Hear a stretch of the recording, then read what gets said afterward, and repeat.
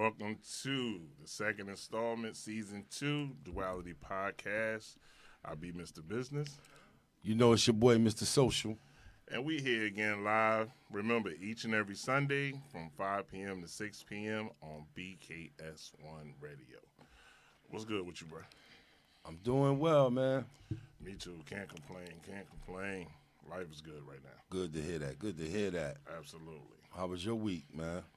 Oh, man, I've been working down there 2 weeks straight right now. Like, this really was my first weekend off. Yeah, so. I get that. I actually been doing a lot of work myself here of late. You know, been blessed with some extra income. Absolutely. That's exactly what it is. Yeah. But, you know, it comes with the territory. Occupational hazards of what you do for a living. Wow. I mean, you know, that's a good thing. You know, increasing your territory. Tax. Increase your tax. Whoa. That's what you They get a cut of everything, right? Don't they got the best racket, man? Bruh, it's suicidal. I mean, it's like the more you work. You used to always remember as a kid, it's like, boy, the more I work, the more I take. The more they take. You get older and realize that wasn't just a saying. It's for real. Like, Blessings, horrible. Michelle. Blessings. The chat room jumping already, y'all. Okay. That's what Got a nice show. Black History Month. We didn't get into it too much on the first episode. I did touch on something I wanted to bring up again a little bit. Mm-hmm. You know, there are, I don't want to say a growing number of people, but I've heard some people have the mindset of we need to do away with Black History Month. And these are some black people. Mostly. I'm kind of for that. Wow. I really am. And you know, for me, it's because I don't have a month. I have a life. You know what I mean? My whole life is this. True. You know what I mean? It's not like when February comes, like, they stop killing, the oppression stops. None of that stuff stops in February and resume in March. You know what I mean? It's a long, extended situation that for me, that month of February, you know, it's almost like, once again, they give you a crumb. You know what I mean? They give you a crumb. And the reason why I really don't like it, because everybody else got paid for their pain and suffering. We have yet to get paid for anything. We got a month. What? There's no currency in that. Now I get what you're saying. That's how I look at it. You know what I mean? There's no currency in that, you know, like I said, it's a crumb. We're going to give them something that's pretty much, that's like Black History Month is pretty much the first nonprofit. You know what I mean? That's exactly what it is to me. I'm just being honest. You know what I mean? Right. I say that it's a thing where I think we got to make a distinction between, is it like such a bad thing? Because it was at a point that we needed. We got to find that balance of staying loyal with stuff and when stuff is outdated, like moving on from that model. Right. So I ain't going to lie, because it's like you emotionally are tied to it because you've been learning it all your life. This Black History Month, so much pride connected to it. It is possibly outdated. Yeah. I must admit that. I've been thinking about this hard. It is possibly outdated. And I tell you why. Like, it's to the point, you know, everybody's saying woke, the millennials, everybody, you know, supposedly into, you know, more scholarship and getting into, you know, facts in our history. And if you relegate it to a month, so, you know, it could tend to take away from you need to do this daily and live it, like you was just saying. Absolutely. But at the time, see, you can't take away from, like, it was definitely necessary. It was like we wasn't getting nothing. So a crumb was better than nothing at the, you know, when it first started. It started from Negro Week, Carter G. Woodson. It got expanded to the entire month. I believe I heard the story. Man, I got to do better with this, y'all out there. Y'all work with me. I forgot which one birthday is around that time too. Either like the Read the Boys, no. Carter G. Woodson, no. One of them other scholars' birthday is around that time. Okay. So they put it in February or something like that. Right. And it started Negro Week at a college in February. So, please, it do look like that way sometime. I don't think they meant to put us in the shortest month of the year for that reason. But, yeah, that's all, man. Some things get outdated. But when do you know it's time to move on or do something new? If something works so good for you, like if your dad and granddad was carpenters, who are you to come along and say, I'm going to college? Or it may be time to do that. Like, y'all took it as far as y'all could with this carpentry thing. Right. Let me go here and do, you know what I'm saying? Yeah. So, I don't know. We got to just keep working at it. But, I guess for me, I think about this, too. When they created, first of all, how long has Black History Month been in existence? Go ahead, talk. I'll go to our research team. You know what I'm saying? Our crack research team. Get it popping. You can talk to them. I was saying, was it before or after 1972? Oh, Black History Month? Yeah. I think that was way. No, I can't say that.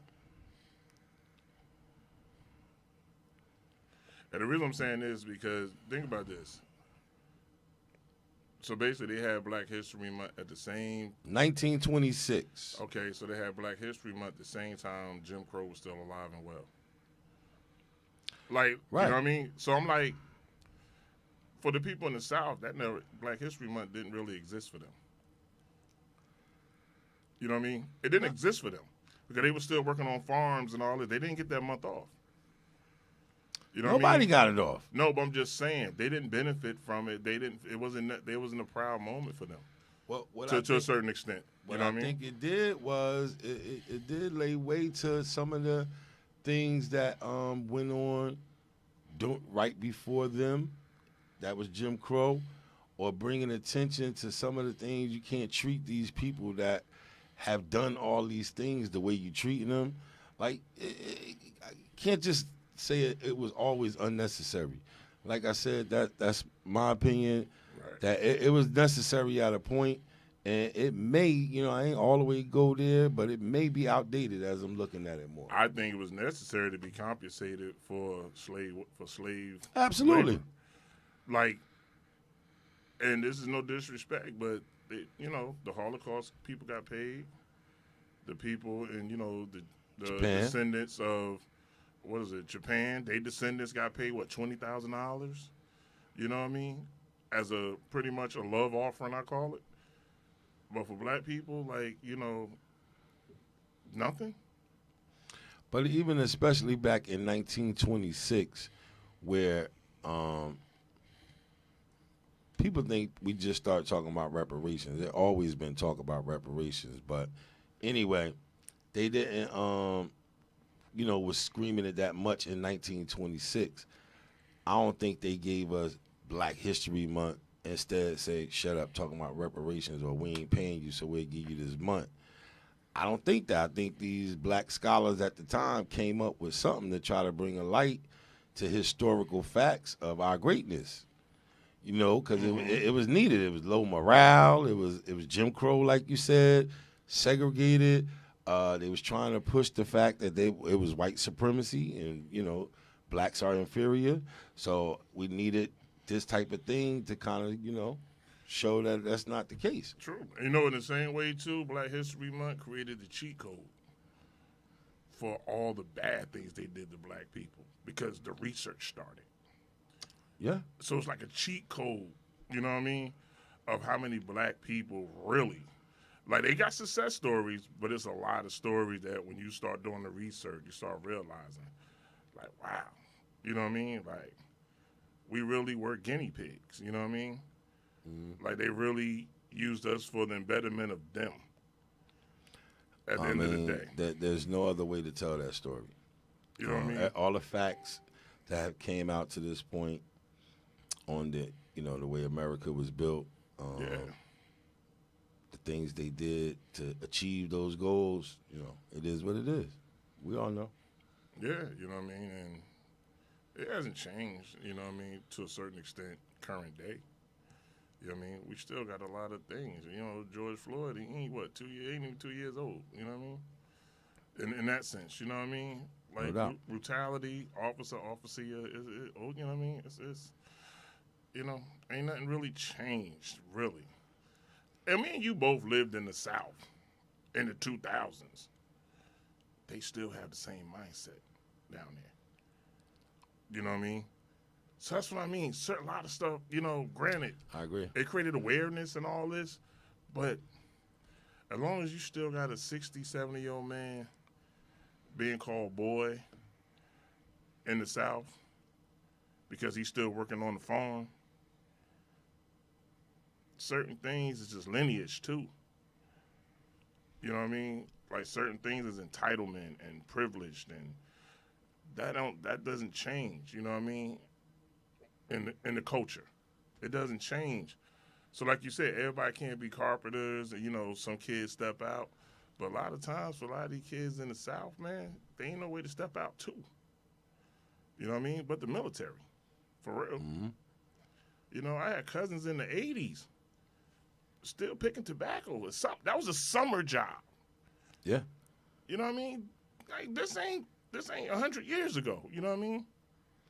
That the South is still the way it is. You know what I mean? And I hear tell like Louisiana, deep down in there, they still picking cotton. Exactly. Bro, you see, when we go to Greene County and all that, they still got the cotton fields out there. Like it's real. Right. They still got the remembrance of you know, of your ancestors still growing. You know what I mean? And it's some of that shit is hard to see. So that's why when I look at Black History Month, for me personally, I look at it different. I look at my family went through a lot in the South. Mm-hmm. They look at that as like, what does that mean to us? You know what I mean? And because of that, I kind of, you know, you are a product, you know, of your lineage, for real. You are a product of it. So there's certain things for me that I just don't view it the same because I know where I come from. You know what I mean? I know where my family come from. I know where my family's still at. Mm. So, you know, okay, it's a crumb, but I'd rather not eat. You know what I mean? Well, it's Ramadan for me. Even, you know, the portion size, like, again, you got to take it in context. In 1926, this was huge. It may seem like a crumb now, but this was huge where you couldn't even, as a black person, be in certain places and, you know. But, you know, you said that part, I'm kind of different. Those little things I do look at as victories and things we can rally around and celebrate. And I'm a big person on morale, you know what I'm saying, or your mindset being an upbeat, positive energy so you could produce positive things. Mm-hmm. And if it's something to celebrate, why not celebrate it? Don't get me wrong. That don't take you off the hook from knowing your heritage down pat. You know what I'm saying? Doing what you have to do on a daily basis. Right. I get it. Like I said, you know, and that's why the show is Duality Podcast. You know what I mean? That's why we are who we are. You know what I mean? 'Cause like I said, I always look at it, it's like, for my family, it's black and white. You know what I mean? But, so, you know. Yeah. Well, speaking of Black History Month and historical things. Well, before we get there, just real quick, we're going to do this one time. GV Entertainment, 9 years in the game. Anniversary, 9 years in the game. Come vibe with us. We still here. We ain't going nowhere. We just doing, you know, another extension of the brand, but we still here. Believe that. No doubt. All right, so let's get into it. That's where we all started. Absolutely. So, like you said, the theme, we thought, since people will be focused on that, a historical organization and in a location where we're from, Elizabeth, New Jersey, just installed and elected a new president. Also a very proud member of the Omega Psi Phi Fraternity Incorporated. spring '94, I believe. He one of them Qs. Yeah, he a dog. He one of them dogs. He's a dog. He gonna throw it up one time for him. Along with him, being the newly elected president, throughout his time, I think that's a big historical. That's a big job to fill. But he also always been a mentor and working in the community. He started back in 2000 and Millennium Mentorship, and also now is involved with Brothers Leading Brothers.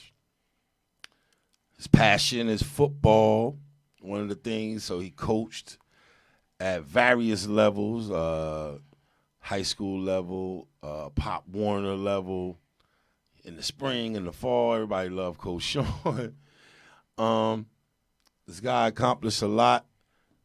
Graduate of Delaware State University, historically black college.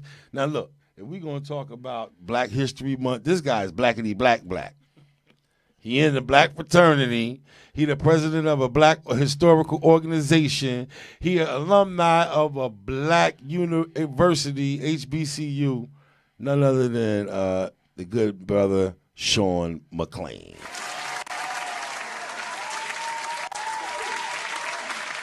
What's going on with you, brother? Hey, how you doing there? Good. Sir Shawn. What's going on? Not much, man. I just want to thank you, Kurt, for inviting me here.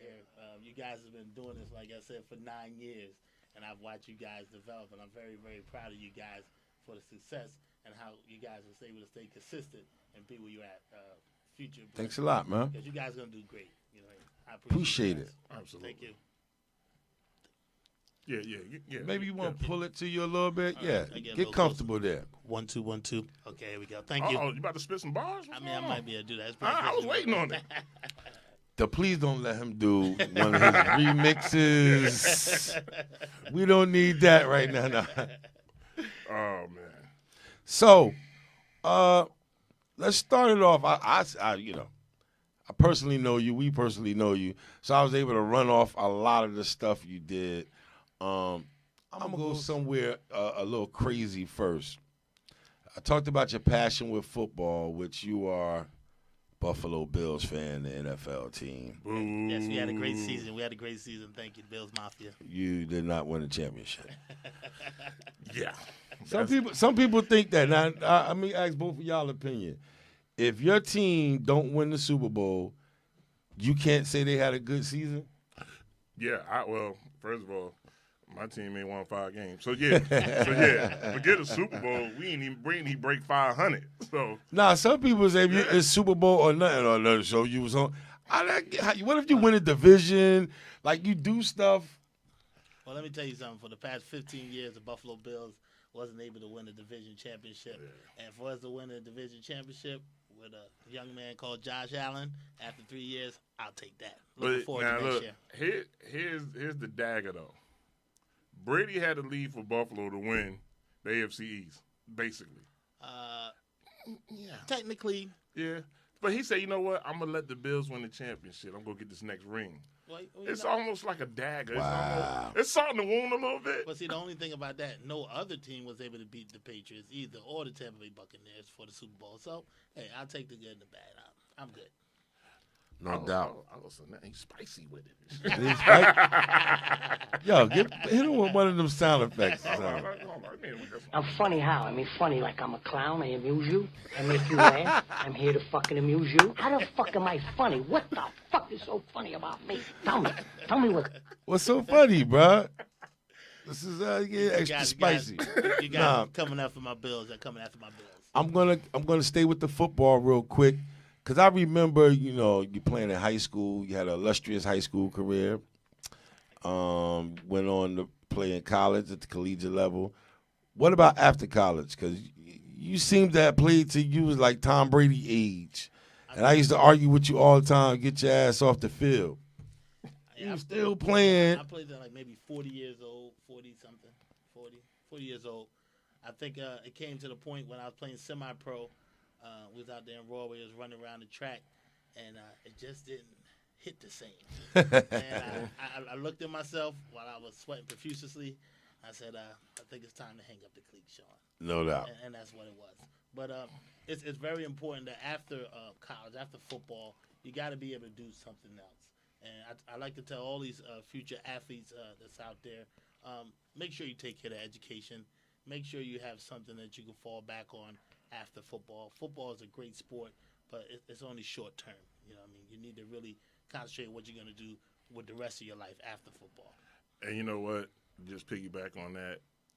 Even in pretty much sports in general, they say that. You know what I mean? Because a lot of these guys, and I think you see it more in basketball than you do in football, where a lot of these guys actually go back to get their degree. Mm-hmm. In football, you don't see it as much as you do in basketball. Like, a lot of these guys actually went back. So I'm like, I wonder why they don't go back in football like they do in basketball to just finish that journey. And sometimes it's just they get that money. If you look at some of these salaries these players get, you're like, wow. And sometimes people lose focus of what it's all about, and how they need to really stimulate their mind educationally so they can be the best that they can be, to achieve, to make money and to live better. So sometimes when they get that money, kind of lose focus and kind of go in a different direction. That makes sense. Did you win any championships with the semi-pros? Well, I won the Terminators. We started the Terminators, a semi-pro team here in the Right, city of Terminators was rocking. Listen, New Jersey, I know y'all remember the New Jersey Terminators, yes, man. Definitely. Semi-pro team, they had a nice following. And let me tell you, the best thing about that, the Terminators was really composed of ex-Elizabeth High School football stars. Wow. You got Wendell Bates. I think he's still playing. I think he said he retired this year. You two guys, he was out there still. Yeah, he won like 7 national championships, and I think if he went out there again, he'd probably win another one. I won 2 championships, one undefeated with the Brooklyn Mariners. We was 17-0. We traveled up to Minnesota and won in the Silver Dome out there. That was a great football team, great experience. I had to actually play against my old semi-pro team. The Terminators, the one that we had started. So that was a lot. That was really emotional. Like, you see all these great guys like Spotwood, my nephew Maurice McClain, who else? Hawkins. He was playing out there. And wow, they did have an all-star, Elizabeth all-star team. Chris McCrary. It was just so many great football players that came from Elizabeth. So with me moving to New York City, that's why I played with the Brooklyn Mariners. When we played the game, it was like, looking in the mirror, like all these guys, this great athletes from Elizabeth that you're playing against, and you're actually on the other side this time. So, it's a good thing. It was a good thing. Right. Great experience.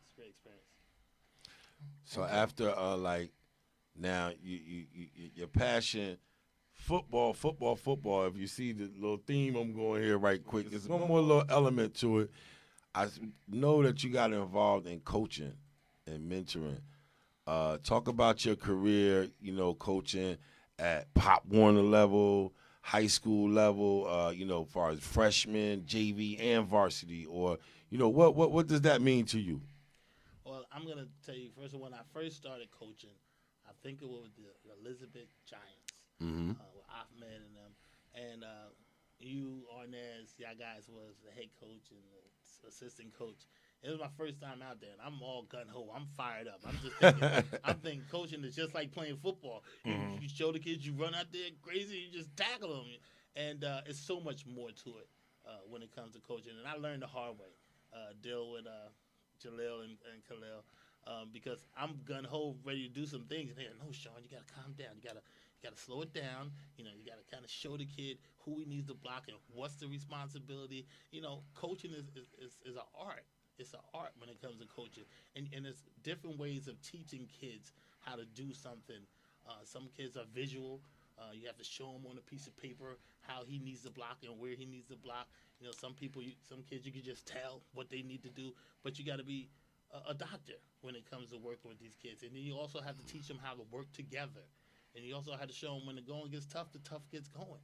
And that you all got to work together and have that team, the teamwork. And you had great teams, from Elizabeth High history. Was the 89-90 team? Y'all guys went undefeated, and they lost one game, and they thought the world would stop, you know what I mean? But that was a great team that year. Unfortunately, my year, we didn't win the championship because we had a teacher strike, And Jalil, I wasn't gonna bring it up. Jalil, brought it up when we went out there. We had a teacher strike, so we couldn't practice because we couldn't have the coaches because nobody would cross the picket line. But it was great people like Jerome Dunn, God bless his soul. My condolences to him and his family, definitely. Absolutely. Who actually stood up to say, hey, these kids need to go to school. I mean, this was our senior year, and if we didn't get no film, we wouldn't have an opportunity to go to college. So fortunately, they crossed the picket line. But before that, we used to practice over there at Montana Park. 50, 60 kids, unsupervised, no adults, running a full-fledged practice with no equipment. And I was there. That happened. It was very, very intense. I mean, we're yelling, Organized. we're screaming at each other, working out, and we lost one game to Union, 22-20. And that knocked us off the playoffs because we had one loss against Plainfield and another loss against Cranford. And I must say, in my eyes, but definitely Jalil Khalil would never agree with me, I think it was one of the best teams that I've played on the high school level. And, I just wish things could have been a little bit better. But the good thing out of that year, we had players, about 12 players, I think went to Division I football, one AA. Oh, nice. Raymond Graham, Moses Yeah, they Ergel, Marcus Badgett. Ron Basin, great guys. And we still communicate to this day. We'll talk about the BLB, Brothers Leading Brothers group. Right, It's a males organization that we started. Raymond Graham is the president. And we just say, what can we do as black men to come to our community and do some things to help? So we're developing and we're working on trying to do some things where we can actually come and talk to some kids, so kind of guide them in the right direction, because we got so many BLBs from so many different backgrounds as far as experiences that we could really help kids. So we're working on there, and we're just trying to make an effort, to try to be better. Absolutely. Now, from was coaching is how you got into mentoring? Yes. Yes and no. Okay. Football and mentoring, to me, goes hand to hand. Right.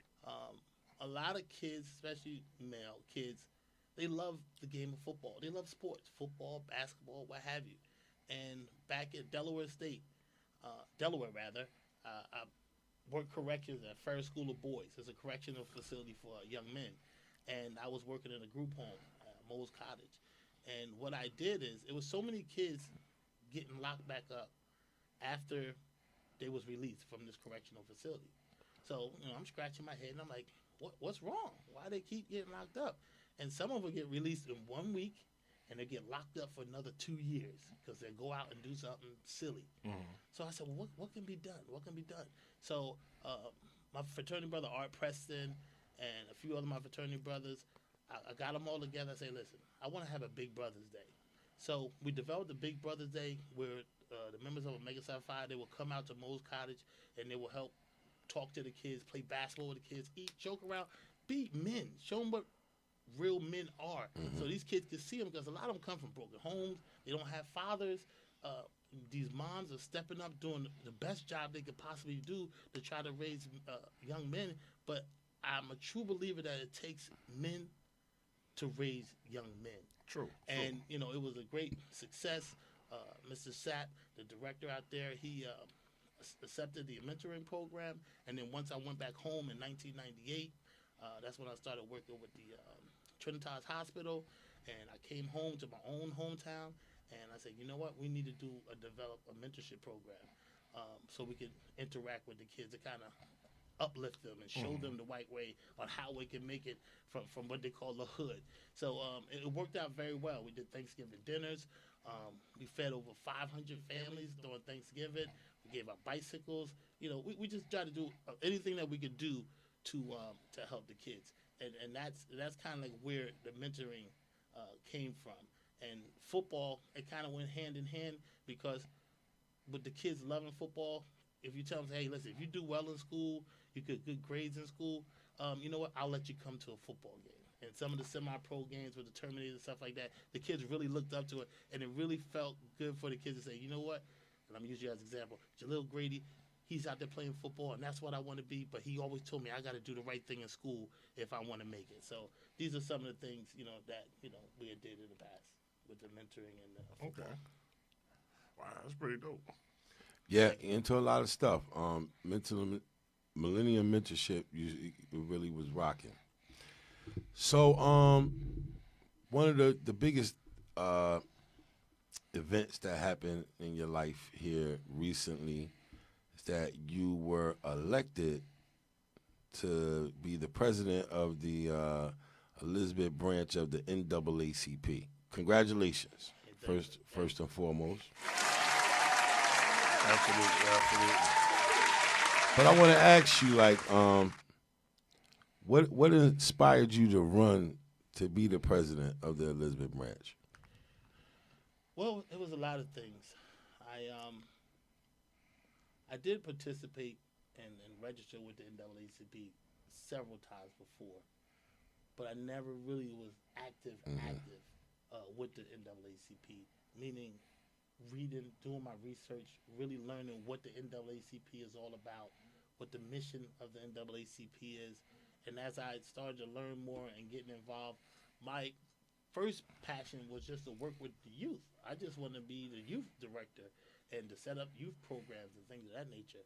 But as I got involved and they was looking for people to fill the other positions, I said, you know what? I'm going to run for president. And the reason why I ran for president, because I felt through all the different things I was doing in the city of Elizabeth with the mentorship program, doing the Thanksgiving dinners, dinners for the seniors.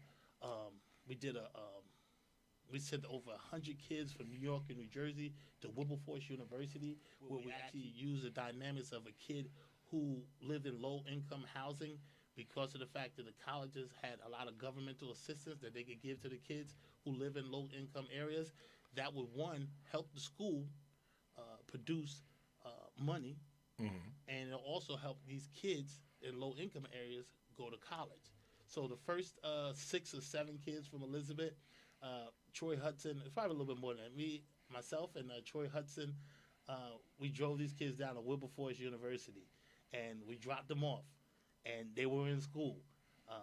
A few of them, yes, they did graduate, but just like, the ratio with kids going to college, some finish and some don't. True. But for those that did, wow, what an impact, because a lot of them came back and they're working in the city of Elizabeth. Some of them, I know one of them, Nicole Probert, she's working on her doctorate. So, it was a lot of amazing things to come out of that. And I'm so proud of that.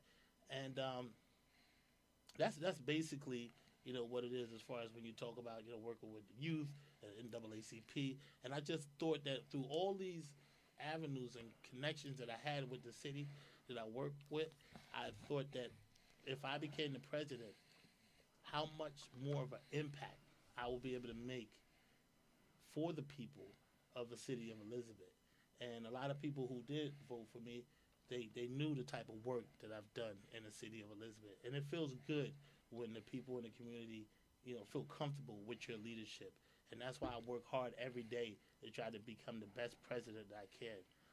I'm not saying I'm the most knowledgeable person in the world when it comes to being the president of NAACP, because it's my first time. But I can tell you one thing, I'm going to definitely put in that work. I work hard every day, reading and learning and seeing what I can do to become the best president I can. And I just appreciate the members and the people that voted for me for giving me the opportunity. Absolutely. Now, how long is your term? The term it's a 2-year term. It's 2-year term. Every 2 years, and then they do the election. Now, you know how Biden got a 100-day agenda? Do you have a 100-day agenda? Well, I was just trying to get the first day agenda. Right, I get it. You know what I mean? Because, Chris Rock said, in the movie with Chris Rock, he ran for president. He said, Chris Rock, you won? He said, I won? But no, in the first couple of days, it took me, I was kind of, I was kind of like, wow, I'm the president. What do I do now? And then on top of that, my daughter, she goes to Howard University, Shawn Mcclain. She was in the inauguration, and she marched the president and the vice president into the White House. So it was a lot of things that happened that week. So I was kind of in a honeymoon stage, you know what I mean? And then finally, by talking to different presidents, like Reverend Adair, Patricia Perkins Auguste, spoke with Krishna Garlic. Who else? Donna Elijah. I went to talk to all the former presidents that I knew maybe for the past 10 years or so to get their input as far as the things that they did, what mistakes they thought they made, and how they could have became a better president. And by having a lot of these former presidents now being a member of the NAACP, I'm like, the sky is the limit.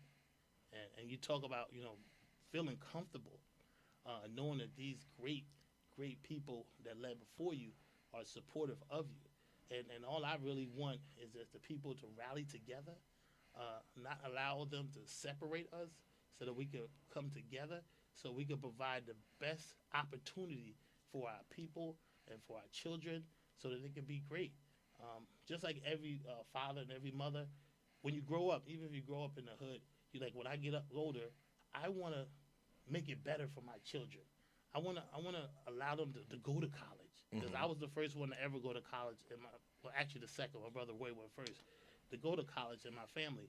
And now that I'm older, I'm 50 years old now, I feel good, knowing that my daughter graduated, from college. And she's a teacher for 2 years at 23 years old. My other daughter's at Howard University, one of the biggest HBCUs out there in Washington, D.C. It's such a great feeling, and it makes me feel so good inside. Whereas though I had a mother and father who only went to the second and third grade of preschool, middle school. What is it? Elementary school. And it's just, I feel so good because I know my mother, she died of cancer on Christmas Eve, and it threw me for a loop when I was 19 years old, and it kind of took me off track a little bit. But my older brother Frank, he grabbed me up and said, "You know what? You're leaving Murray State." He said, "Well, send you up to Delaware State University, and you're gonna finish school." I went up there, sat out 1 year because you had to sit out when you transferred. Came back the following year, and we won the MEAC championship.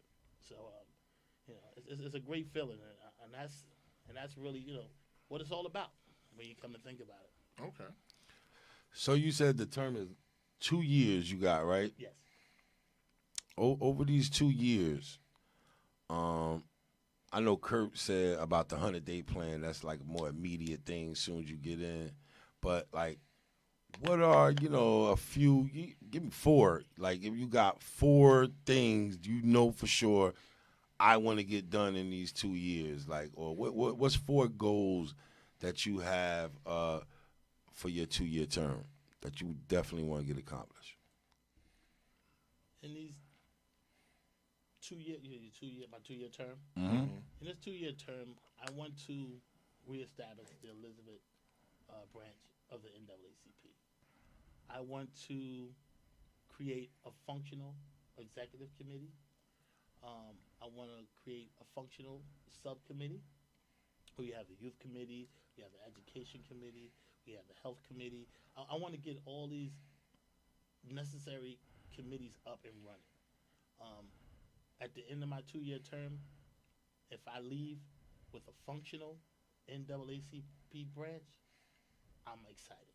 I'm happy. Right. And I would look forward to younger men and women coming to participate and be actively involved with the NAACP. I would like to expose the NAACP as far as putting it out there, seeing young kids taking leadership, understanding what their roots are and where they came from, and what is Black history. Who are some of your Black leaders in your community that you may not even know, so they can see them and they can role model, some of the things that they do, and try to become even better and even greater. One kid, I can't call him a kid now, one young man, Richard Tabor, I never forget him because when we had the Millennium Mentorship Program, they went on a boat rowing program. I took these kids out there for two Saturdays. They went out there and rowed out right there in the Arthur Kills. And I remember that. I had a guy with the scuba diving kit. He went out there while he did the rowing because they fall off, But they was asking me, "Was I gonna get a boat?" I said, "No." Homie, don't play that. I'll watch. They went out there and they practiced, and the guy was there just. So to make a long story short, at the end of the day, they went to a boat rowing competition, and it was 32 schools where these kids went to school for boat rowing, and they got a scholarship for boat rowing. That's what these kids At did. prep schools, Prep right? school for boat rowing. I never knew that existed. So these kids went out there, and they're riding in the competition. They're in the Hudson River now, and these waves were so high. I'm looking off the deck, looking at it, I'm like, oh my God, has something happened to these kids? What am I going to tell their mothers? These kids, out of 32 schools, they came in 8th place. Wow. With 2 weeks of practice? 2 weeks of practice. Wow. And 3 out of the 5 that was on that boat rowing program became police officers. And I'm telling you, and that is a blessing. And that's what I'm thinking. A lot of people say, all right, NAACP, if you really look into your history, you'll find out that the youth were the biggest movement for African Americans. Because when Martin Luther King was alive, and kids was just going up in Alabama, just going and getting locked up, and they were just filling up the jails. It was too many people. They didn't have enough jails to fill up the young men and women that came True in story. to voluntarily, be arrested. And that's what I want to rebuild. It's the youth. The youth is going to be a pivotal move for our future. And I basically want to see that happen along with the increase in membership. This is Black History Month. I'm hoping that people in Elizabeth will get involved, because it's not what I want. I'm not the one running the show. It's the people that's running the show. I'm merely just a face that goes and report to the people what the members say. That's all I am. And I don't want a title. I just want to do it for the people. So those are my goals that I would like to see happen for the Elizabeth branch. We're one of the biggest branches in the Union County. Okay. And we have no choice but to be great, because Elizabeth is, to me, probably one of the greatest cities ever. Absolutely. So being as the greatest city ever, right? Now, one more thing I want to ask you, because I want to, this is important. You got an important position, and like I said, like history, this organization got a lot of work done. So like you said, you from Elizabeth, born and raised, coming in. Right off the bat, like, what are some of the issues you see in Elizabeth where the NAACP could step in and be of some help, or how would you like to see the NAACP help with the issues you may see in Elizabeth? What I want to say, I want to make sure when it comes to education, make sure they're teaching these kids about Black history. Like I said, once I became the president, my great friend like Tamika, who historians, and Khalil, who's always looking at some stuff as far as Black history, and I sat and I watched and learned a whole lot. And to physically see on TV how we were treated back in those days, I'm not sure if I would have actually made it through something like that. Can you imagine? Because I know how much I love my children. You know how much I love my kids. Can you imagine somebody taking your child away from you, and you have to physically watch it? You have to watch them take your child? I'm like, I would have probably ran over there and I would probably got shot.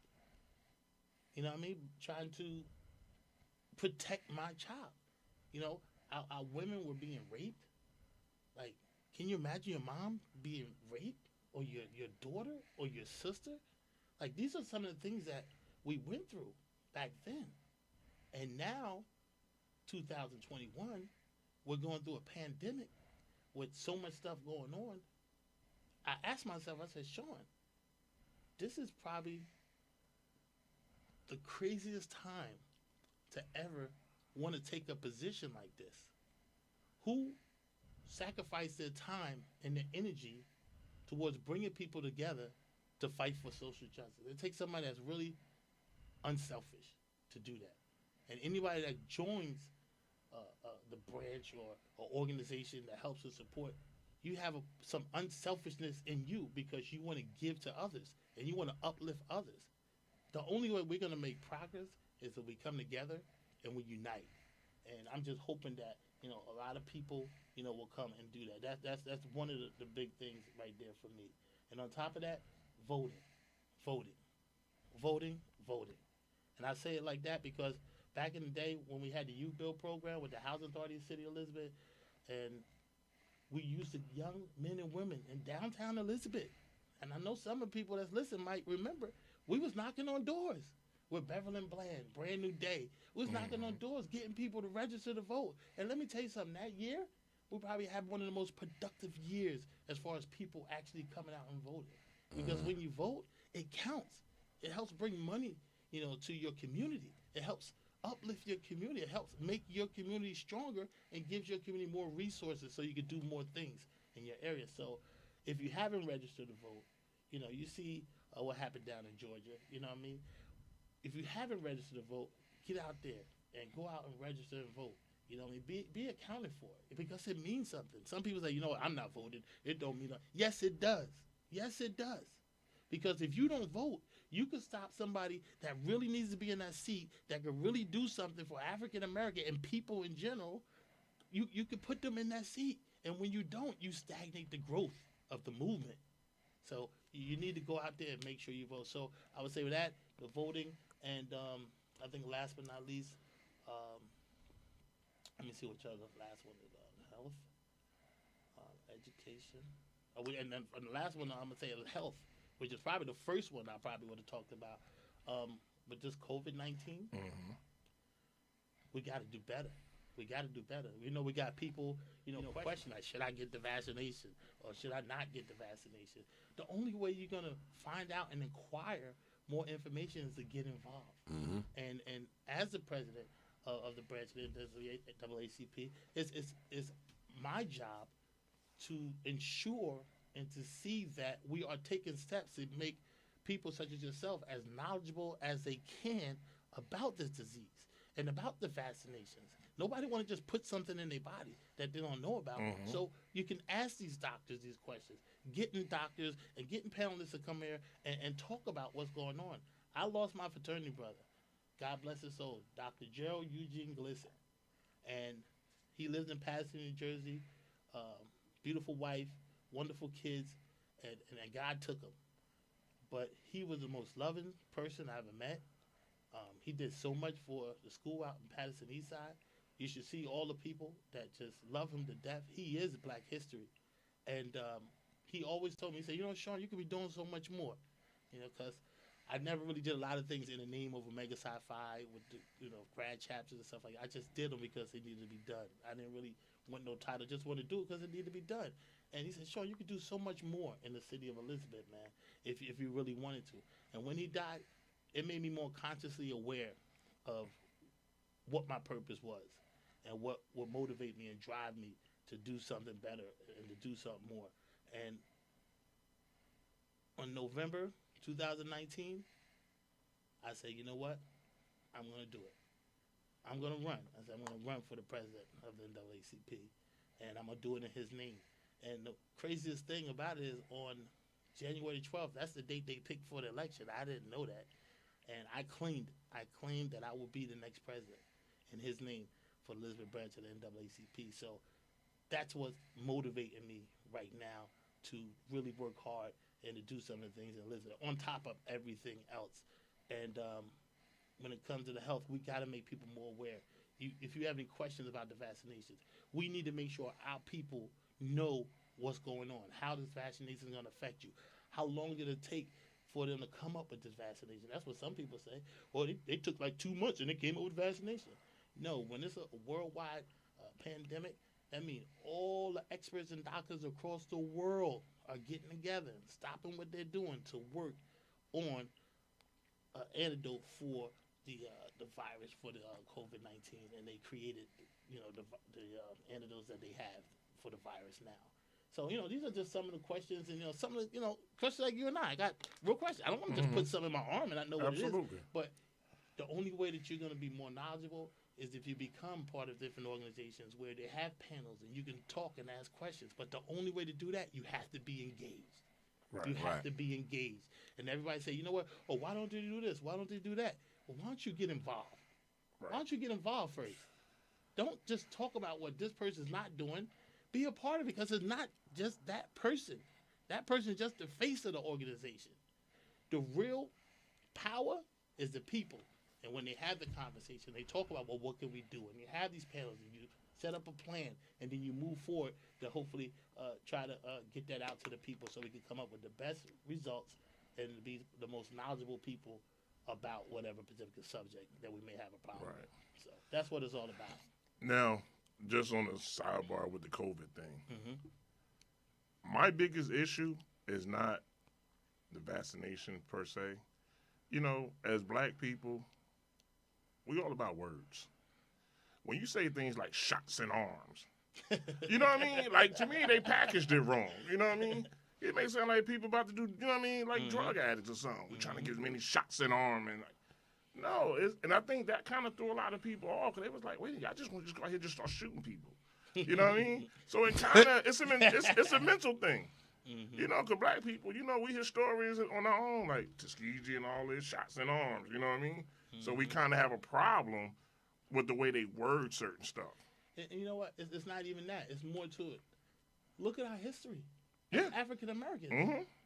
You want me to trust you to give me a shot that's going to stop me from getting this virus or disease that I really don't know nothing about? I just know it's like a ghost in the night. It's just coming and it's taking people out of here. True. I mean, my best friend just lost his father. I was messed up. And so many people that I know of losing friends. And every time on Facebook, at one point, every 5 seconds, somebody was coming up, oh, such and such died. Absolutely. Oh, such and such died. Yo, Jalil, you hear such and such died? I'm like, oh, my God. At one point, I didn't want my friends to call me because I knew it was bad news. Right. I knew it was bad news. And just, can you imagine having a loved one that's in the hospital and you can't even go there to see them? Yeah. And you don't know what's going on. You got to wait for somebody to call you on the phone and tell you how your mother, your brother, your father is doing, your grandmother is doing in the hospital. And then if they do pass, they put them in a refrigerated truck outside the hospital. And then you have the funeral. You can't even grieve normally with your loved one. So this is serious. So, you know, when you look at the things that, you know, we got that's ahead of us, in the future that's ahead of us, how could you not want to join together to help make things a little bit better than what they is? You just can't say any old thing to anybody right now because you don't know what these people are going through. If I see you walking down the street, we friends, I know you, but I don't know what you have gone through.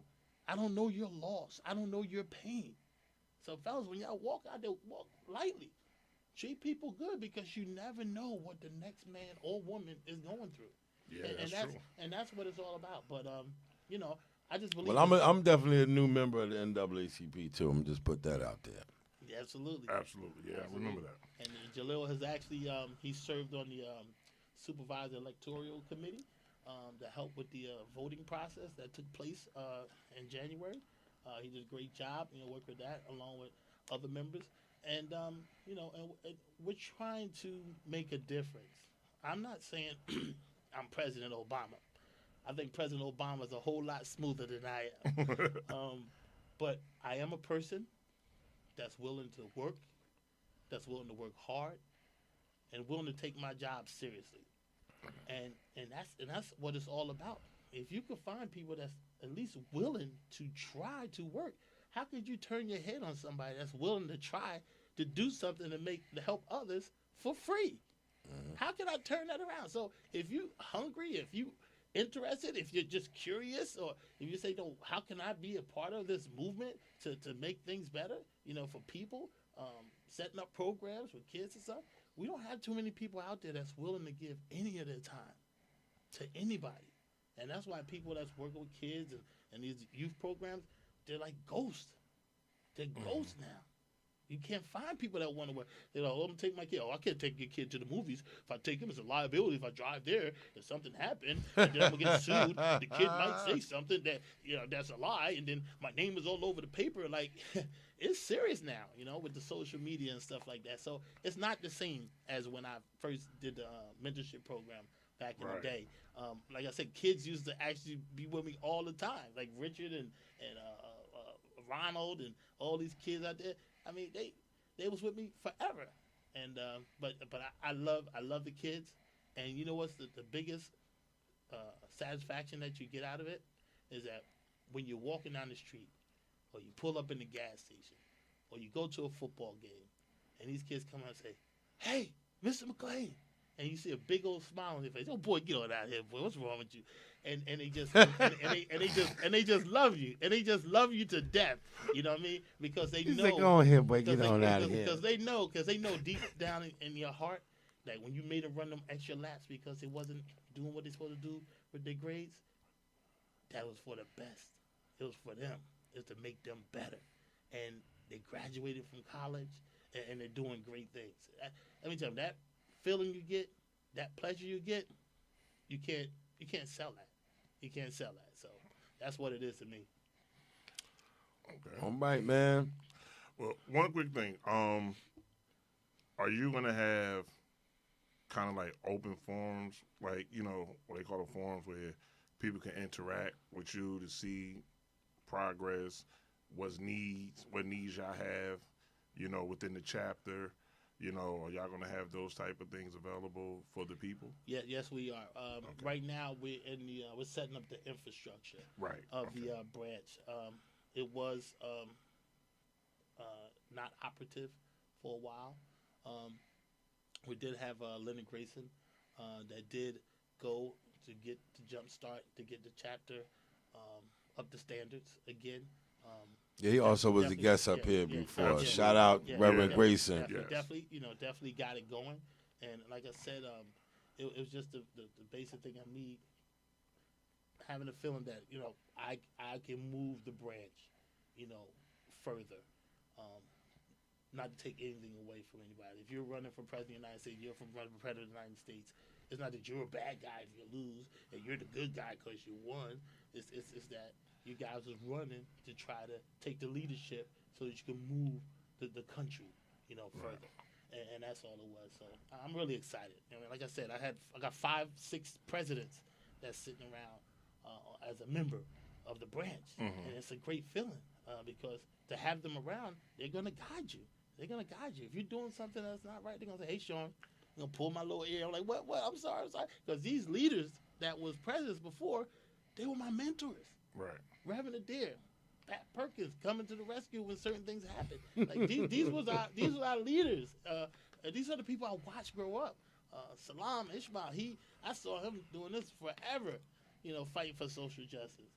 And now to be able to work hand in hand with them and to actually be the president and to be younger than them, I'm pretty sure they're happy too because they don't have to do all the work now. True.